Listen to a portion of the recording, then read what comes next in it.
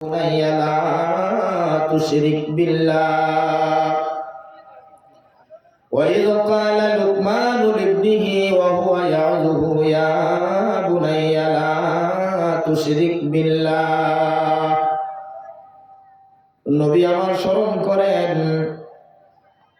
লুকমান আলাইহিস সালাম যখন ওনার সন্তানকে ওয়াজ করেছিলেন, নসিহত করেছিলেন, লা তুশরিক বিল্লাহ, হে বৎস আমার, কোন অবস্থাতেই তুমি আল্লাহর সঙ্গে কাউকে শিরিক করবা না। তোমাকে যদি কেটে টুকরো টুকরো করা হয়, এরপরেও তুমি আল্লাহর সমকক্ষ জায়গায় কাউকে বসাবা না। ইন্না শিরকা লাযুলমুন আযীম, নিশ্চয় শিরিক হলো সবচেয়ে বড় শিরিক, হলো সবচেয়ে বড় জুলুম, হলো মহান আল্লাহ রাব্বুল আলামিনের সঙ্গে শিরিক করা। আমাকে আপনাকে জমিন থেকে নিয়ে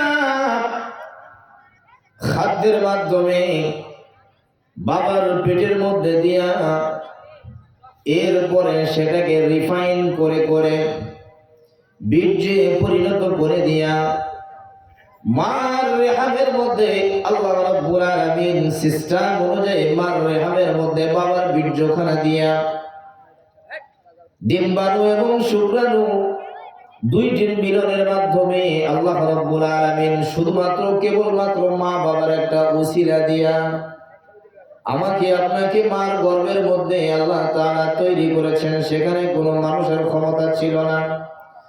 পৃথিবীর সকল বাবা মিলে যদি চেষ্টা করতো একটা বাচ্চা আমরা তৈরি করব, জোরে বলেন পারা সম্ভব? পৃথিবীর সকল মা যদি চেষ্টা করে আমি আমার গর্ভের মধ্যে আমি একটা বাচ্চা তৈরি করব, মার জন্য এটা সম্ভব না। আমাকে আপনাকে তৈরি করেছেন কে? জোরে ডাক দিয়ে বলেন আল্লাহ। এই তৈরির ক্ষেত্রে আল্লাহ পাক কি কারোর কোনো সহযোগিতা নিয়েছেন? জোরে বলেন।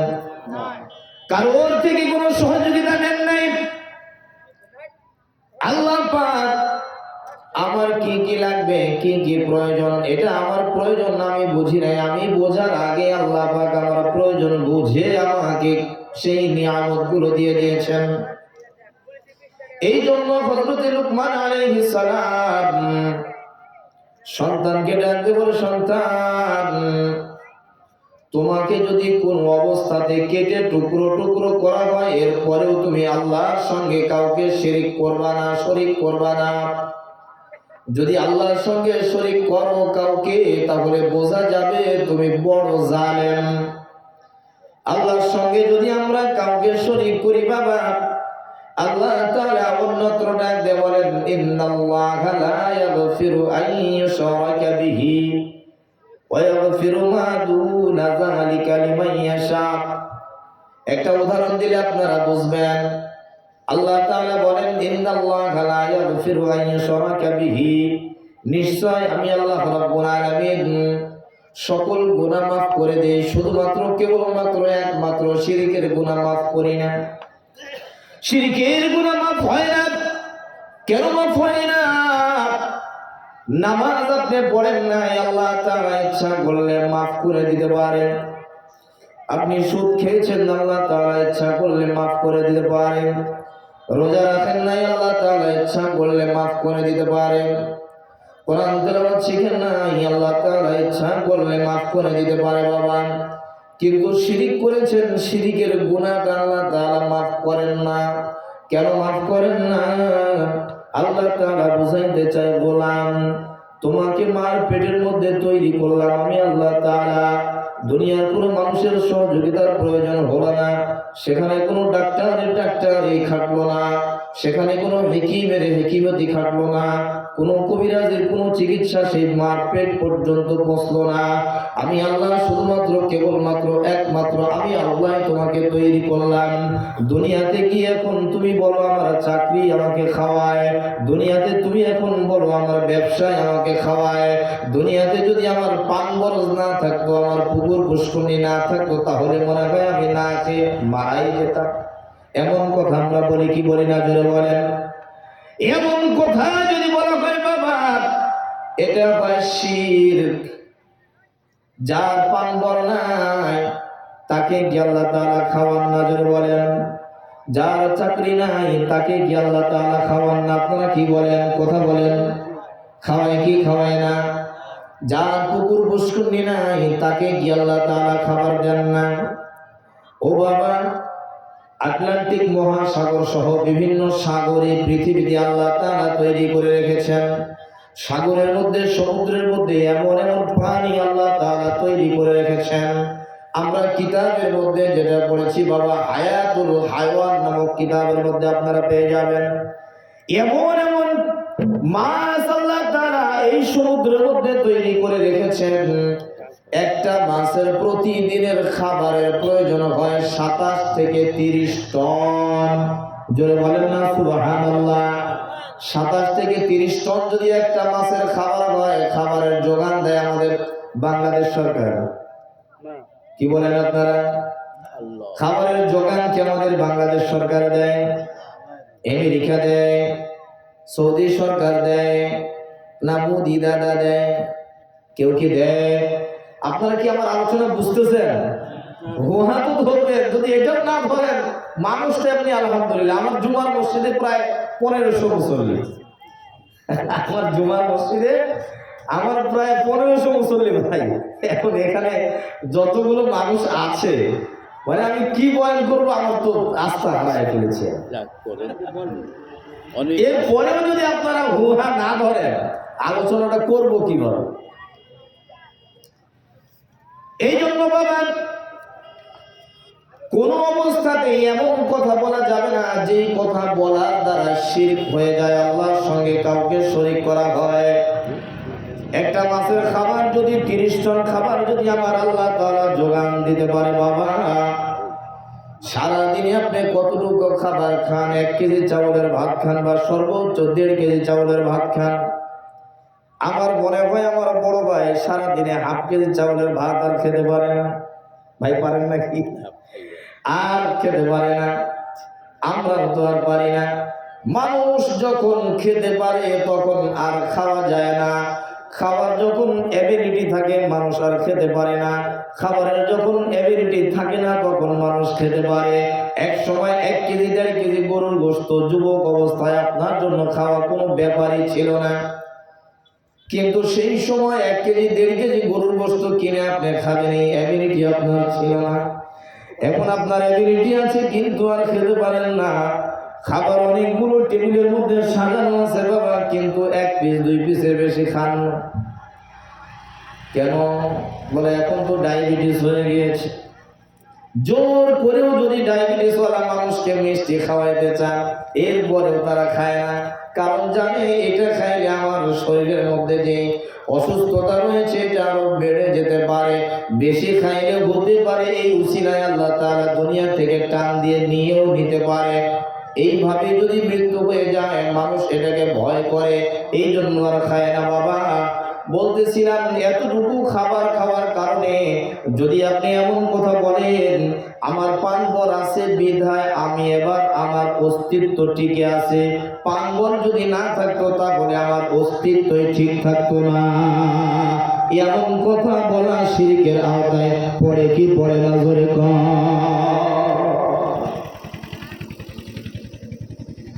ভাই আমার প্রিন্সিপাল, আমার বড় ভাই সাইফুল ইসলাম ডাক্তার, প্রিন্সিপাল। অনেক মানুষ প্রিন্সিপাল নাই, শুধু সাধারণ মানুষ, এরপরে আল্লাহ তাআলা তাকে খাওয়ান। এই জন্য আল্লাহর সঙ্গে কাউকে শিরক করা যাবে না বাবা। আল্লাহর সঙ্গে যদি কাউকে শরীক করা হয় আল্লাহ তাআলা নারাজ হয়ে যান, রাগান্বিত হয়ে যান। আল্লাহ তাআলা বান্দার এই গুনাহগুলো মাফ করতে চান না। তওবা ব্যতীত এই গুনাহ মাফ হবেও না। সাধারণভাবে একটা উদাহরণ দিলে আপনারা বুঝবেন। মনে করেন আপনার স্ত্রী, যাকে 50,000 টাকা মোহর না বেঁধে আপনি স্ত্রী করে বাড়িতে নিয়ে আসছেন, বিবি বানায় বাড়িতে নিয়ে আসছেন।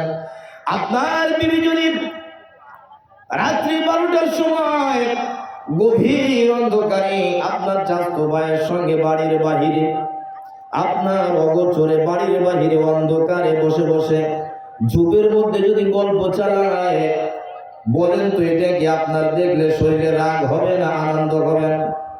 জোরে বলেন। রাগ হয়ে যাবে। কেন কেন কেন? স্ত্রী করে আপনি আপনার বাড়িতে নিয়ে আসছেন, শুধুমাত্র তাকে আপনি দুমুঠো ভাত দেন 3 বেলায়, আর তাকে বছরে 1 বার বা 2 বার কাপড় চোপড় দেন।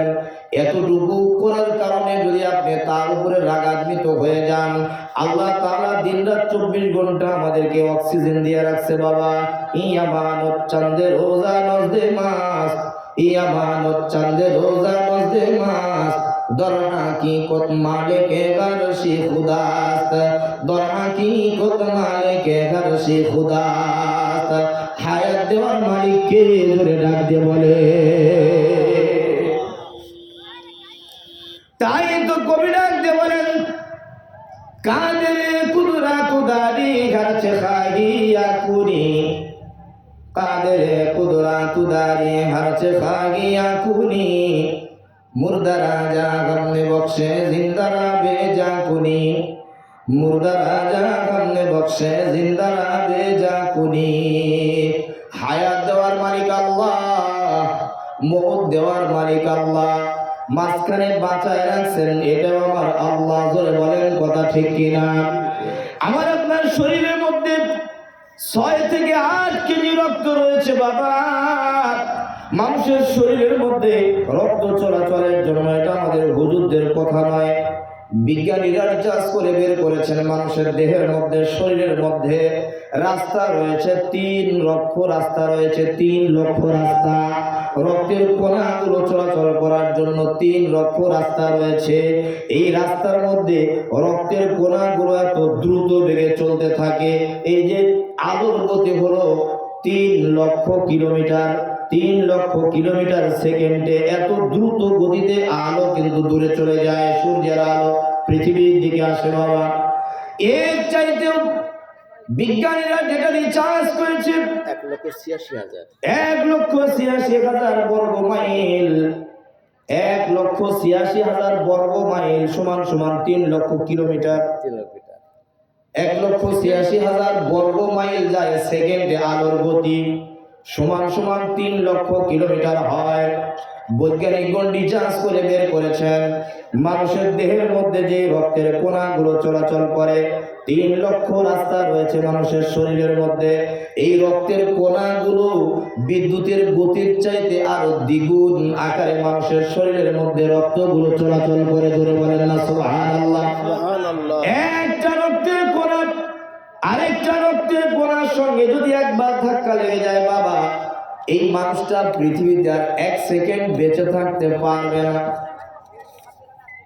ডাক্তাররা এটা নিয়ে গবেষণা করে যখন কিছুই পায় নাই, তখন বলেছে এই মানুষটা হার্ট অ্যাটাক করে মারা গিয়েছে।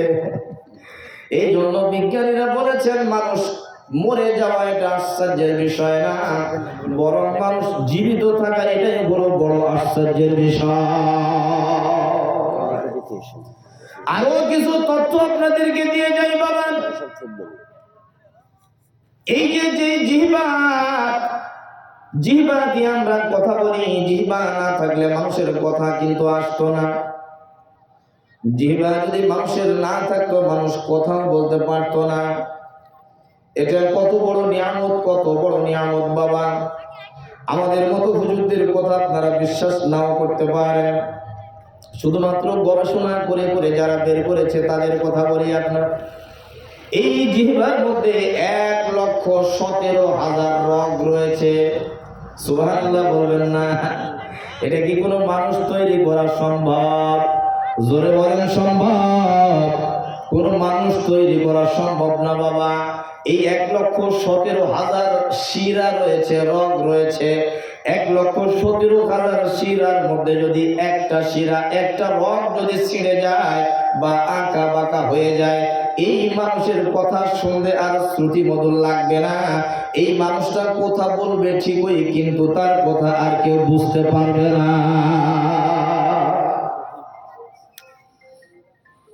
এত বড় বড় নিয়ামত হার্ট দিয়েছেন আল্লাহ, কিডনি দিয়েছেন আল্লাহ। কোন নিয়ামতকে আপনি অস্বীকার করবেন? কোন নিয়ামতকে আপনি ছোট করে দেখবেন? কোন নিয়ামতকে আপনি খাটো করে দেখবেন? বাবা, চক্ষুকে আপনি খাটো করে দেখতে পারবেন না। জীবনে কত জিনিস দেখলেন, কত দিকে তাকাইলেন, একটা বারের জন্য চক্ষুটা নষ্ট হলো না। এত বড় বড় নিয়ামত আল্লাহ তাআলা দিলেন, এরপরে খাবারের ব্যবস্থা করে দিলেন, অক্সিজেনের ব্যবস্থা করে দিলেন। এই আল্লাহর সঙ্গে যদি আমরা কাউকে শিরিক করি, কাউকে শরীক করি, তাহলে আল্লাহ তাআলা নারাজ হওয়া এটা সম্ভব, এটা যুক্তিযুক্ত। এই জন্য কোনো অবস্থাতেই কোনো বান্দা যদি আল্লাহর সঙ্গে শিরিক করে, এটা বড় বড় জুলুম। আর যে জুলুম করবে তার ভয়াবহ পরিণাম সামনের দিকে আসতেছে। আল্লাহ তাআলা অন্যত্র ডাকতে বলেন, আল্লাযীনা আমানু ওয়া লাম ইয়ালবিসু ঈমানাহুম বিযুলমিন উলাইকা লাহুমুল আমনু ওয়া হুম মুহতাদুন। আল্লাযীনা আমানু, যারা ঈমানদার, ওয়া লাম ইয়ালবিসু, এবং তারা তার ঈমানের মধ্যে মিশ্রিত করে না, মিশায় না, ভেজাল দেয় না। ঈমানাহুম বিজুলমিন, ঈমানাহুম বিজুলমিন, তাদের ঈমানের মধ্যে জুলুম দ্বারা ভেজাল দেয় না, মিশ্রণ করে না। উলাইকা লাহুমুল আমনু ওয়া হুম মুহতাদুন। আমি আল্লাহ রাব্বুল আলামিনের কাছে ওই সমস্ত ঈমানদাররা হলো নিরাপদ, এবং আমি আল্লাহ তাদেরকে সঠিক পথ দেখাই।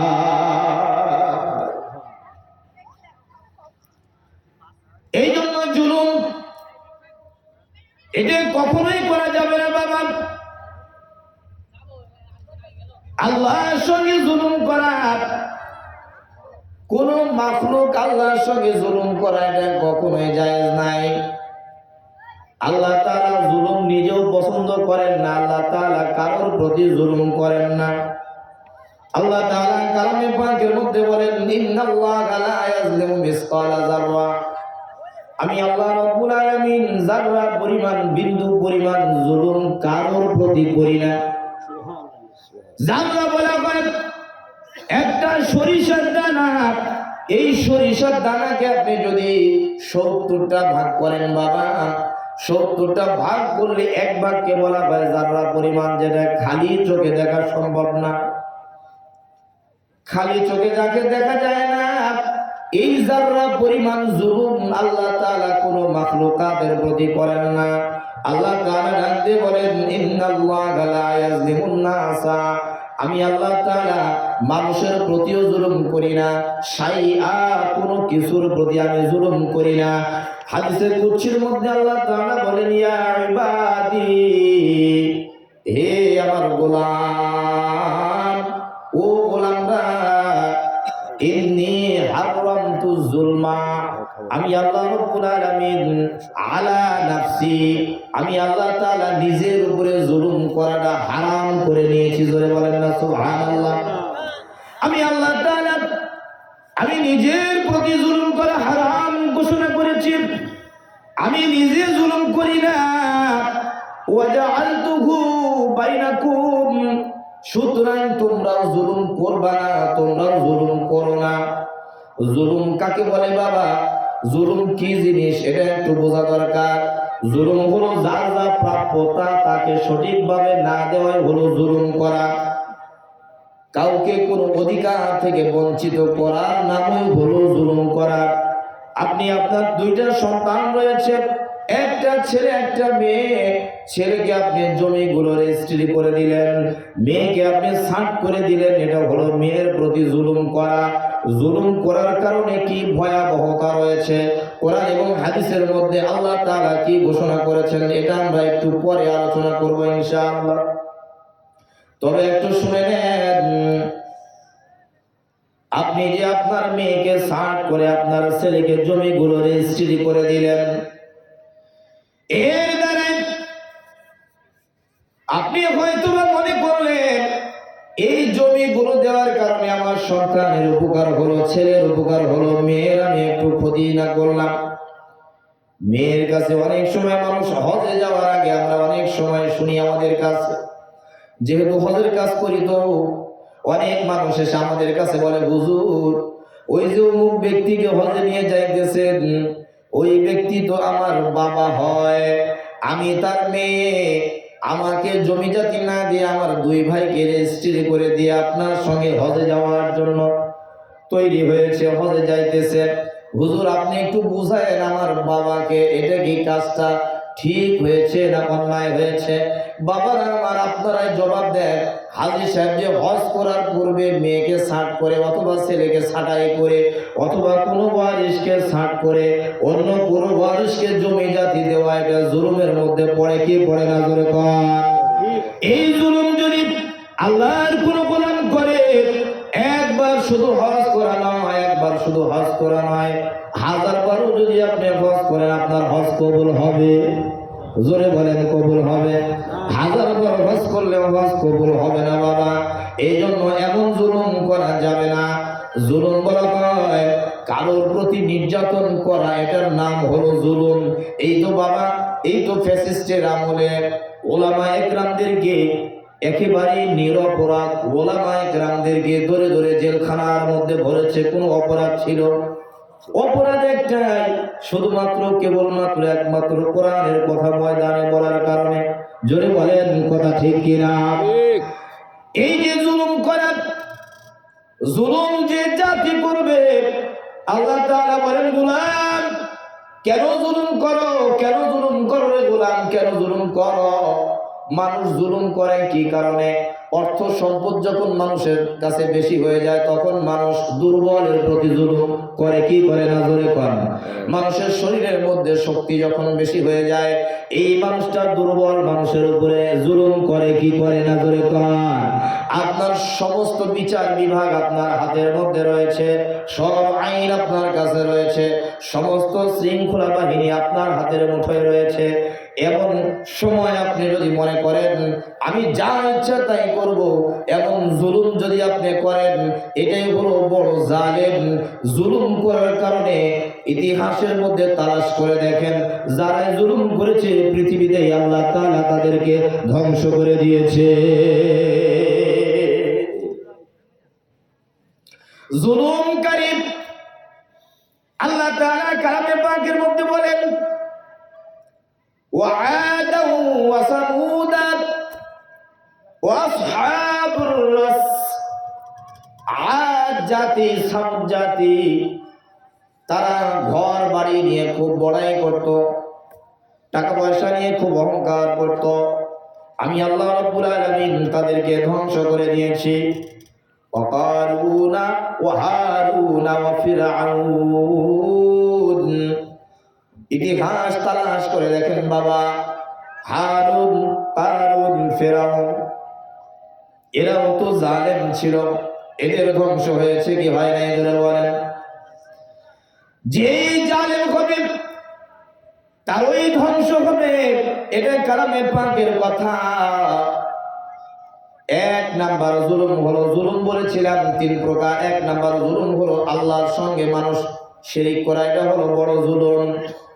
2 নাম্বার জুলুম হলো মানুষ নিজের সঙ্গে জুলুম করা, নফসের সঙ্গে জুলুম করা। আয-যুলমু নাফসি, নফসের সঙ্গে জুলুম কাকে বলা হয়?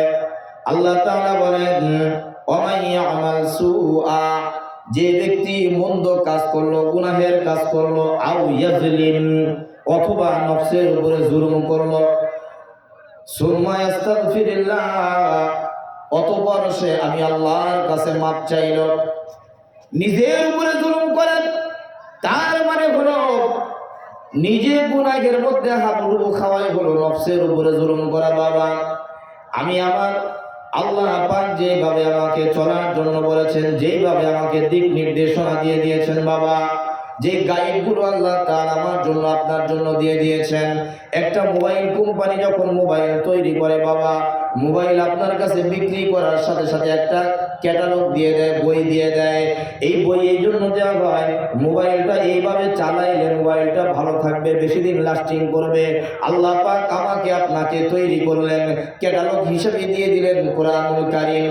এর মধ্যে ব্যক্তিগত জীবন থেকে শুরু করে রাষ্ট্রীয় জীবন পর্যন্ত কিভাবে চলবে, কিভাবে চালাইতে হবে, পরিবার কিভাবে চালাইতে হবে, সমাজ কিভাবে চালাইতে হবে, রাষ্ট্র কিভাবে চালাইতে হবে, এ টু জেড সবগুলো আইন আর বিধিবিধানগুলো এই ক্যাটালগের মধ্যে আছে না? এই দিকে কথা বলতে গেলেই তো অনেক সময় আপনারা বলেন হুজুর এখন রাজনৈতিক আলোচনা করছে। রাজনৈতিক আলোচনা যদি কোরআনুল কারীমের মধ্যে থাকে বাবা, এটা আলোচনা না করাই হলো বড় জুলুম। এই আলোচনা না করাই হলো বড় জুলুম। এই জন্য এই আলোচনা করতে হবে, যেহেতু কোরআনুল কারীম আমার আপনার জন্য ক্যাটালগ হিসাবে, গাইডার হিসাবে আল্লাহ রাব্বুল আলামিন দিয়ে দিলেন। আল্লাহ তাআলা কালামে পাকের মধ্যে বলেন, ওয়া মান ইয়াতাআদ্দা হুদুদাল্লাহ ফাকাদ যালামা নাফসা। যে ব্যক্তি আমার সীমা লঙ্ঘন করলো সেই নিজের নফসের উপরে জুলুম করলো। নামাজ আল্লাহ তাআলার বিধান, নামাজকে তোমরা কায়েম করো, নামাজ না পড়া এটা আমার নিজের নফসের উপরে জুলুম করা। কোরআন তেলাওয়াত শিক্ষা করা ফরজে আইন, ফরজে আইন, ফরজে আইন। আল্লাহ রাব্বুল আলামিন ওনার রাসূলের মাধ্যমে জানায় দিলেন, তাআল্লামুল ফারাইজ ওয়াল কুরআন ওয়া আল্লিমুন নাস ফাইন্নী মাকবুল। আল্লাহর হাবিব বলেন, ও আমার উম্মতরা, তোমরা কোরআন শিক্ষা করো, কোরআন শিক্ষা করো। কোরআন শিক্ষা করা এটা তোমাদের জন্য ফরজ করে দিলাম, ফরজ করে দিলাম। এটা আমি করে দিলাম তা নয়, বরং মাওলানা পাক করে দিলেন। কোরআন শিক্ষা করা ফরজ, এটা যদি আমি না শিখি তাহলে আমি নিজের নফসের উপরে জুলুম করলাম। রমজান মাসের রোজা রাখা এটা ফরজ, আমি যদি রোজা না রাখি, এটা আল্লাহ রাব্বুল আলামিন নামার জন্য যে সীমাবদ্ধতা বেঁধে দিয়েছেন, সীমাকে আমি অতিক্রম করলাম বাবা। সীমা অতিক্রম করা এটা বড় জুলুম। এই জন্য দ্বিতীয় প্রকারের জুলুম হলো নিজের নফসের উপরে জুলুম করা যাবে না। নিজের নফসের উপরে জুলুম করা মানে হলো আপনি নেক আমল থেকে পিছনে পড়ে যাওয়া, নেক আমল থেকে পিছনে সরে যাওয়া। আমরা যারা এখনো নামাজ ধরি নাই, আমরা সেই হিসাবে কোরআনের আয়াতের দৃষ্টিতে আমরা জালেম কিনা? জোরে কোন, জোরে বলেন জালেম কিনা? যারা আমরা রোজা রাখি না তারা আমরা জালেম কিনা? যারা আমরা মদ খাই, গাঁজা খাই, তারি খাই, সুদের ব্যবসা করি, ঘুষ খাই, বিভিন্ন অপকর্মে যারা লিপ্ত আছি, এরাও জালেমের কাতারে আছে না নাই? জোরে বলেন, এরাও জালেমের কাতারে আছে বাবা। তৃতীয় নাম্বার, আয-যুলমু বিল মাখলুক। মাখলুকের উপরে জুলুম করা যাবে না, মাখলুকের উপরে জুলুম করা যাবে না বাবা। মাখলুকের উপরে যদি কেউ জুলুম করে, এই বান্দাকে আল্লাহ তাআলা কি শাস্তি দিবেন কোরআন থেকে আমরা শুনব। মাখলুকের উপরে জুলুম করার কারণে আল্লাহ তাআলা দুনিয়াতেই মানুষকে ধ্বংস করে দিয়েছে। এই জুলুমের পরিণতি দুনিয়াতে হয়েছে এবং নজিরবিহীন অনেক ইতিহাস এই দুনিয়াতে ঘটেছে। ইমাম যাহাবী রাহিমাহুল্লাহু তাআলা,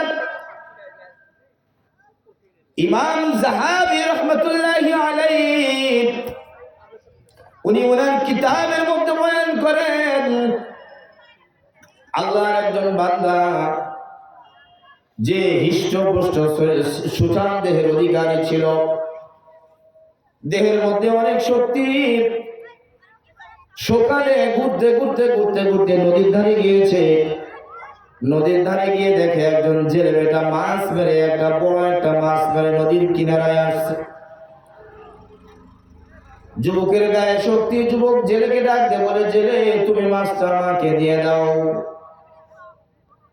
জেলে বলে, ভাইজান আমার বাড়িতে কয়েকজন সদস্য রয়েছে, আমি যদি মাছটা না নিয়ে যাই তাহলে তার আজকে রিজিকের ফয়সালা নাই। এই মাছটা আমি বাজারে বিক্রি করব, বাজারে বিক্রি করে আমি কিছু বাড়ির জন্য চাউল ডাউল কিনে নিয়ে যাব।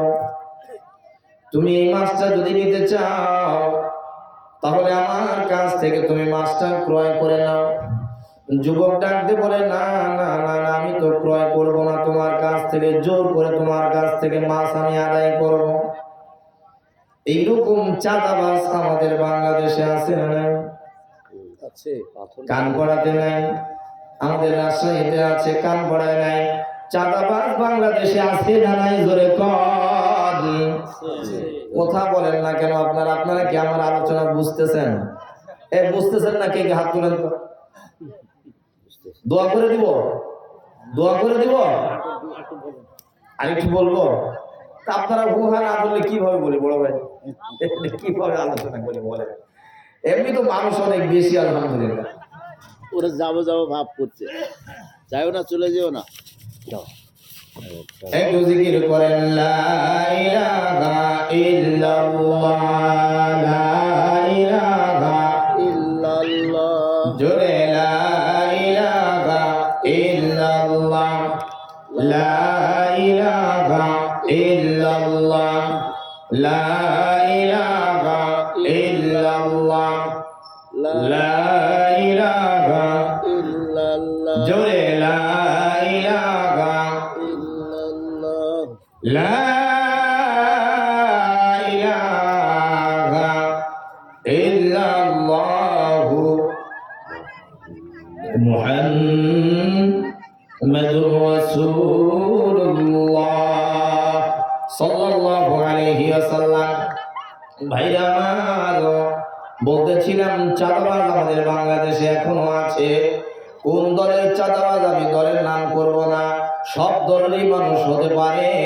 তবে আপনাকে ইনসাফ করে দেখতে হবে কারা ভালো আছে এর মধ্যে। যারা তুলনামূলক ভালো তাদের উপরে আপনি সাপোর্ট দিবেন, আপনি মুমিন হিসাবে সাপোর্ট আপনার যাবে যারা একটু তুলনামূলক ভালো তাদের কাছে। যুবক বলে, না যে রে, তোমার কাছ থেকে আমি মাছ ক্রয় করে নিব না। জোর করে মাছটা আদায় করে নিয়েছে। মাছটি ছিল বড় মাছ, কেহ কেহ বলেছেন ছিল বোয়াল মাছ। বোয়াল মাছের দাঁত কিন্তু এমনি খুব ধারালো হয় বাবা, ধারালো হয় কি হয় না? বোয়াল মাছ যুবক এবার জেলের কাছ থেকে জোর করে আদায় করে বাড়িতে নিয়ে যাইতেছে। মাছটা ছিল তাজা, সুযোগ পেয়ে যুবকের হাতের নখের মধ্যে কামড় দিয়ে দিয়েছে। এই ছেলেরা কথা বলে, একটু কর্তৃপক্ষ যারা আছে একটু ওদেরকে নিষেধ করো। ভাইরা আমার, এই মাছটি এই যুবকের নখের মধ্যে জোরে একটা কামড় দেয়। এত জোরে কামড় দিয়েছে, জোরে কামড় দিয়ে একেবারে দাঁতগুলো হাতের মধ্যে বসে গিয়েছে। যুবক মাছটা নিজের হাত থেকে খোলার জন্য চেষ্টা করছে কিন্তু পারছে না। এই অবস্থায় মাছটা ধরে বাড়িতে নিয়ে এসে, বাড়িতে গিয়ে আমি মাছটা ছুড়াবো। বাড়িতে গিয়ে বিবির সঙ্গে হেল্প নিয়ে, সহযোগিতা নিয়ে মাছটা নিজের হাত থেকে ছুড়ানো হয়। যখন ছুড়ানো হয় দেখা যায় তার হাতের চামড়াগুলো ওই নখের চামড়া পর্যন্ত উঠে যায়। যুবক বিবিকে ডাকতে বলে, বিবি, যে মাছটা আমাকে এত কষ্ট দিল, মাছটা তুমি ভালোভাবে রান্না করবা, মজা করে খাবো। মাছটা মজা করে রান্না করেছে। খাওয়ার শেষে রাত্রিবেলায় শুয়ে পড়েছে বাবা। ওই যে নখগুলো খাম হয়ে গিয়েছিল, চামড়াগুলো উঠে গিয়েছিল। রাত্রিবেলায় এই যুবকের হাতের মধ্যে বিষ ক্রিয়া শুরু হয়ে যায়। মাছের বিষ এমন ভাবে হাতের মধ্যে লেগে গিয়েছে বাবা, রাত্রিবেলায় জ্বালা যন্ত্রণা আস্তে আস্তে বাড়তেই থাকে, বাড়তেই থাকে। ফজর হয়ে গেল, সুবহে সাদিক হয়ে গেল। যুবক তো নামাজ পড়ে না, যুবক তো মুমিন না, শুধুমাত্র মুসলমান যুবক। অনেক মানুষ আছে যারা মুসলমান, নামধারী মুসলমান, কিন্তু নামাজ পড়ে না। নামাজ যারা পড়ে না তারা আসলে মুসলমানই থাকে না, এরা কাফের হয়ে যায়। আল্লাহর নবী হাদিসের মধ্যে বলেন, মান তারাকাস সালাহ মুতাআম্মিদান ফাহুয়া কাফিরুন। আল্লাহর জমিনের মধ্যে আল্লাহর কোন গোলাম যদি ইচ্ছাকৃতভাবে এক ওয়াক্ত নামাজ ছেড়ে দেয় তাহলে সে কাফের হয়ে যায়। রোজা না রাখার কারণে আল্লাহর নবী তাকে কাফের বলে নাই। কোরআন তেলাওয়াত না শিক্ষা করার কারণে আল্লাহর নবী তাকে কাফের বলে নাই। যাকাত না দেওয়ার কারণে আল্লাহর নবী তাকে কাফের বলে নাই। জিনা কাজ করার কারণে আল্লাহর নবী তাকে কাফের বলে নাই। এক উক্ত নামাজ যদি আল্লাহর কোন গোলাম না পড়ে, আদায় না করে, ইচ্ছাকৃতভাবে ছেড়ে দেয়, আল্লাহর নবী বলেন ফাহুয়া কাফির, সে কাফের হয়ে যায়। জোরে বলেন না নাউযুবিল্লাহ। নামাজ আমরা পড়বো না ছেড়ে দিব? জোরে বলেন, নামাজ পড়বো না ছাড়বো? পড়বো। ভাইরা আমার, এই যুবক কোনোভাবেই যখন হাতের ব্যথা, বিষক্রিয়া যখন কমতে ছিল না, ডাক্তারের শরণাপন্ন হলো। ডাক্তার এবার পরীক্ষা নিরীক্ষা করে দেখে, বলে ভাইজান, আপনার হাতের মধ্যে যে বিষক্রিয়া আমরা পরীক্ষা করে যেটা আমরা পাচ্ছি, এই মুহূর্তে যদি আপনার হাতের নখটা কেটে না ফেলান, তাহলে হয়তোবা পুরাপুরি হাতটা নষ্ট হয়ে যেতে পারে। যুবক ডাকতে বলে, যদি নখ কাটলে আমার ব্যথা ভালো হয়, তাহলে নখটা কেটে ফেলেন ডাক্তার সাহেব। নখ কাটা হলো, এরপরে দেখা গেল হাতের নখ থেকে নিয়ে একটু উপর পর্যন্ত ব্যথা শুরু হয়ে গিয়েছে। বেশ কিছুদিন পর যুবক ব্যথায় জর্জরিত, হাত নিয়ে শান্তি পায় না, আবারও ডাক্তারের শরণাপন্ন হয়ে গেল। ডাক্তার সাহেব, আপনি তো আমাকে হাতের নখ কাটার পরামর্শ দিয়ে নখটাই কেটে দিয়েছিলেন, বলেছিলেন হাতটা ভালো হয়ে যাবে, আবারও কেন যেন যন্ত্রণা? আমি তো হাতের যন্ত্রণা নিয়ে থাকতে পারি না। ডাক্তার সাহেব এবার পরীক্ষা নিরীক্ষা করে দেখে, যুবককে ডাকতে বলে, যুবক, তোমার হাতের কবজি পর্যন্ত কেটে ফেলতে হবে।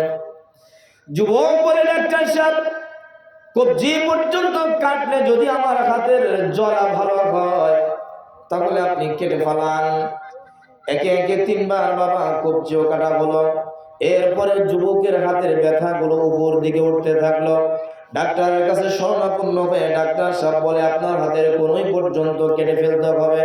এইভাবে পরবর্তীতে হাতের একেবারে সিনা পর্যন্ত কেটে ফেলতে হবে। 4 বার কাটার পর ডাক্তার এবার ডাক দিয়ে বলে, যুবক, আমরা যেটা পরীক্ষা নিরীক্ষা করে পাইতেছি, এই যন্ত্রণাটা, এই বিষক্রিয়াটা তোমার শুধু হাত কাটলে হবে না, পুরো দেহের মধ্যে সয়লাভ হয়ে যাইতেছে। এই বিষক্রিয়া এক সময় তুমি দুনিয়া থেকে বিদায় নিবা, মারা যাবা। তবে যুবক, কেন তোমার এমন কাজ হয়েছে তুমি কি আমাকে খুলে বলবা? যুবক এবার চোখের পানি ছেড়ে দিয়ে বলতে, স্যার, আমি একদিন হঠাৎ করে সকালে নদীর কিনারায় গিয়েছিলাম, এইভাবে জেলের থেকে জোর করে চাঁদাবাজি করে একটা মাছ নিয়েছিলাম। মাছ আমার হাতের মধ্যে কামড় দিয়েছিল, সেখান থেকে আমার ব্যথা বিষক্রিয়া লাগছে। ডাক্তার ডাক দিয়ে বলে, যুবক, তুমি যাও। দুনিয়ার সমস্ত ডাক্তার যদি তোমার চিকিৎসা করে, এটা কখনোই ভালো করা সম্ভব না। ওই জেলের কাছে তুমি চলে যাও, জেলের পা ধরে মাপ চাও। জেলে যদি তোমাকে কেবল মাফ করে, আল্লাহ তাআলা তোমাকে মাফ করবে। জেলে যদি ক্ষমা না করে, তাহলে মহান রব্বে কারীম তোমাকে মাফ করবে না।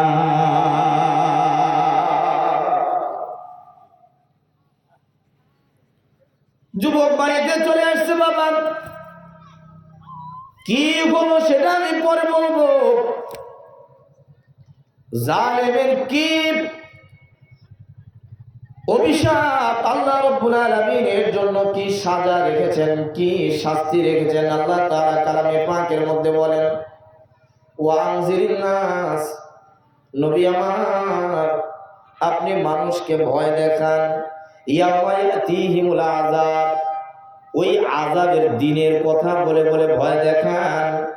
ইয়াউমা ইয়াতিহিমুল আযাব ফায়াকুলুল লাযিনা যালামু, যেই দিন জালেমরা বলতে থাকবে, ইয়াকুলুল লাযিনা, ওই ব্যক্তিরা, যালামু, জালেমরা বলতে থাকবে, রব্বানা, হে আমাদের রব, আখিরনা, আমাদেরকে সুযোগ দেন, ইলা আজালিন করিব, আমাদেরকে একটু সুযোগ দেন, আমাদেরকে একটু ফিরায় দেন, আমাদেরকে একটু ঘুরায় দেন, অর্থাৎ আমাদেরকে আবার একটু দুনিয়ায় পাঠান। নুজিব দাওয়াতাকা, আপনি যেভাবে আমাদেরকে চলার জন্য বলেছিলেন, যেভাবে আপনার রাসূল আমাদেরকে দাওয়াত দিয়েছিল, ঠিক সেইভাবে আমরা চলবো। নজিবের দাওয়াতাকা ওয়া নাত্তাবিউর রাসূল, এবং আপনার রাসূলের ইত্তেবা করে আমি ভালো মানুষ ভালো মানুষ সেজে এরপরে আপনার কাছে আসবো। সুযোগ আল্লাহ তাআলা দিবেন। জোরে বলেন। আপনার দাদা, আমার দাদা, আপনার বাবা, আমার বাবা দুনিয়া থেকে বিদায় নিয়েছে, আসছে আর? জোরে বলেন, আসছে? আসে নাই বাবা, আসে নাই। আল্লাহ তাআলা বলেন, ওয়া কাযালিকা আখযু রাব্বিকা ইযা আখাযাল কুরা ওয়া হিয়া যালিমা। আমি আল্লাহ তাআলা জালেমদেরকে ধরি না, ধরলে কিন্তু আমি আল্লাহ তাআলা ছাড়ি না। ইন্না আখাযাহু আলীমুন শাদীদ। আমি আল্লাহ রাব্বুল আলামিনের ধরা বড় শক্ত ধরা। এমন ধরা ধরবো, স্বাভাবিকভাবে তুমি দেশ থেকে পালাতে পারবে না, স্বাভাবিকভাবে তোমার কাপড় চোপড় নিতে পারবে না, তোমার অর্থবিত্ত নিতে পারবে না, এমন ভাবে তোমাকে যেতে হবে। আমি আল্লাহ তাআলা যখন ধরবো তখন মজবুতের সাথে ধরবো। মানুষের অবসরের জীবন নিয়ে বাঁচানো তখন দায় হয়ে যাবে। কোন কথা শুয়ে দেখছি। আল্লাহ তাআলা বলেন, ইন্না আ'তাদনা লিয-যালিমিনা নারা। আমি আল্লাহ রাব্বুল আলামিন জালেমদের জন্য জাহান্নামের আগুনকে তৈরি করে রেখেছি, প্রস্তুত করে রেখেছি। আমার বড় ভাই কোরআনুল কারীমের তাফসীর পড়েন, যার কারণে কোরআনের আয়াত পড়লেই উনি মাথা ঝোঁকাচ্ছেন, তার মানে উনি অর্থগুলো বুঝতে পারছেন। আল্লাহ তাআলা বলেন, ইন্না আ'তাদনা, আমি আল্লাহ রাব্বুল আলামিন প্রস্তুত করে রেখেছি, আমি আল্লাহ রাব্বুল আলামিন তৈরি করে রেখেছি লিয-যালিমিনা নারা, জালেমদের জন্য জাহান্নামের আগুনকে, জালেমদের জন্য জাহান্নামের আগুনকে। আহাতা বিহিম সুরাদিকুহা, যখন জালেমদেরকে জাহান্নামের আগুনের মধ্যে নিক্ষেপ করা হবে, চতুর্দিকে আগুন, আপনারা একটু খেয়াল করেন, চতুর্দিকে আগুন, জালেম দাঁড়াবে মাঝখানে, জালেম দাঁড়ায় থাকবে মাঝখানে। চতুর্দিকে যদি আগুন হয়, জালেম যদি মাঝখানে দাঁড়ায়, বাবা আগুন, চতুর্দিকের আগুনে একজন মানুষের পিপাসা লাগে কি লাগে না? জোরে বলেন, লাগে। জোরে বলেন, লাগে কি লাগে না?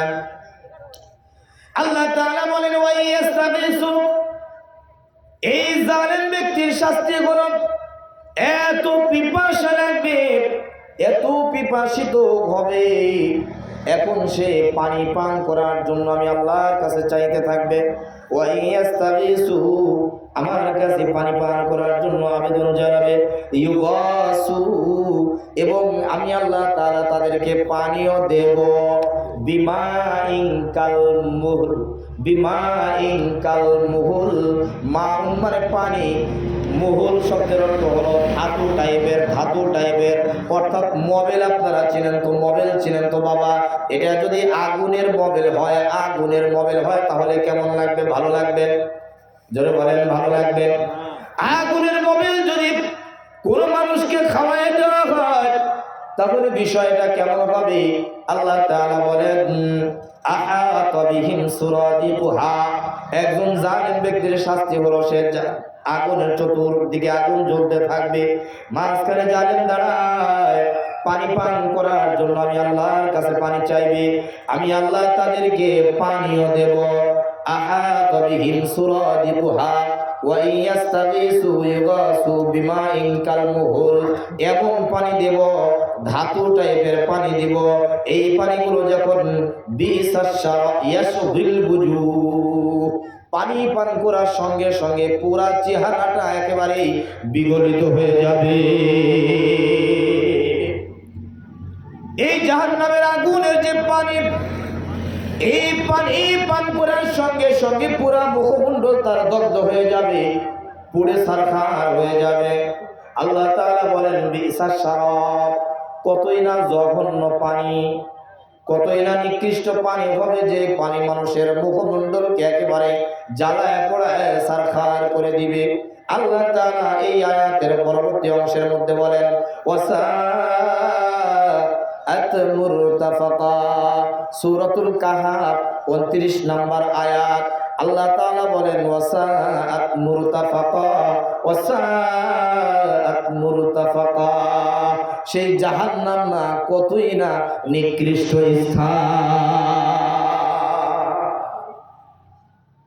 কোন অবস্থাতেই জুলুম করা যাবে? জোরে বলেন, যাবে না।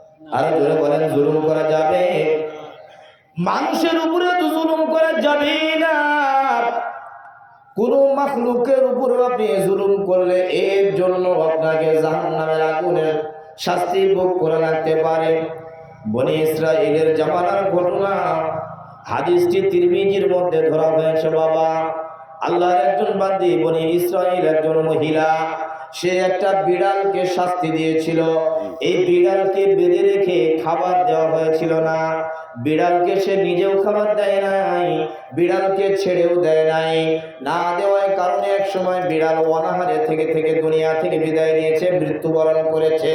এইভাবে মারা যাওয়ার কারণে, বিড়ালের উপরে জুলুম করার কারণে আল্লাহ পাক এই বান্দির উপরে নারাজ হয়ে তাকে জাহান্নামে বানায় দিয়েছে।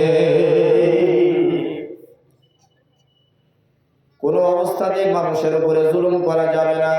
আল্লাহ বলেন গোলাম, ওয়ালা তাহসাবান্নাল্লাহা গাফিলান আম্মা ইয়ামালুজ জালিমুন, তোমরা এটা মনে করো না জালিমরা যে কাজ করে সেই কাজের ব্যাপারে আমি আল্লাহ তাআলা কিছুই খবর রাখি না, এটা তোমরা মনে করো না।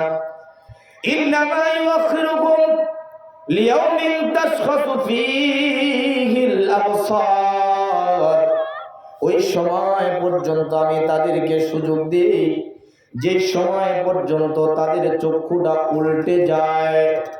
ফীহিল আবসার মুহতিঈনা মুকনিঈ রুউসিহিম, জালিমের আরেকটা শাস্তি হলো কিয়ামতের ময়দানে এদের মাথাগুলো একেবারে উপর দিকে দিয়া, উপর দিকে চক্ষু দিয়ে তাকায়া থাকবে। মুহতিঈনা মুকনিঈ রুউসিহিম, একেবারে চোখ দুইটা উপর দিকে থাকবে। বাবা, উপরে মাথার অর্ধঘাত উপরে যখন সূর্য থাকবে, সূর্যের আলোগুলো তাপগুলো মানুষের চোখ থেকে এমন ভাবে মানুষের চোখের মধ্যে লাগবে, চেহারার মধ্যে লাগতে থাকবে। এই চেহারা পুড়ে গলে গলে আস্তে আস্তে তার পুরা চেহারা নিজের শরীর দিয়ে বের হয়ে যাবে। আল্লাহ তাআলা বলেন লা ইয়ারতাদ্দু ইলাইহিম তারফুহুম, এই জালিমরা ডানেও তাকাতে পারবে না, বামেও তাকাতে পারবে না। লা ইয়ারতাদ্দু ইলাইহিম তারফুহুম, জালিম যারা হবে এরা ডানের দিকেও ঘাড় ঘোরাতে পারবে না, বামের দিকেও ঘাড় ঘোরাতে পারবে না, সামনের দিকেও ঘাড় নামাইতে পারবে না, পিছন দিকেও ঘাড় নামাইতে পারবে না।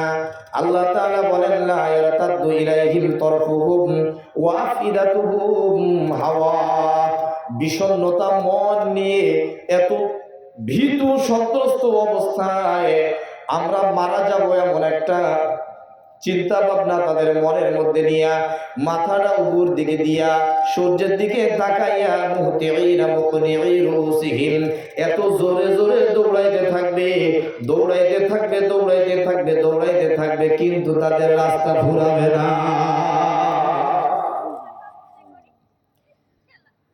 এতটুকু আলোচনায় বাবারা আমার বলেন তো, কোন অবস্থাতেই কোন দুর্বল মানুষের উপরে জুলুম করা যাবে?